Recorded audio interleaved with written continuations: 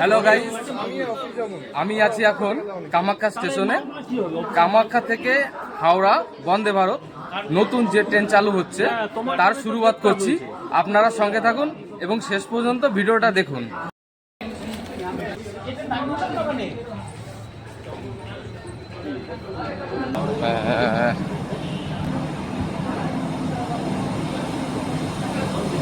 বন্ধুরা, এই হচ্ছে স্লিপার কোচ বন্দে ভারত, যেটা কামাখ্যা থেকে হাওড়া যাচ্ছে। এই সবে স্টেশন ঢুকছে গাড়ি। আমাদের হচ্ছে B4 এবং B5-এ। এই হচ্ছে বন্দে ভারত স্লিপার কোচ নতুন।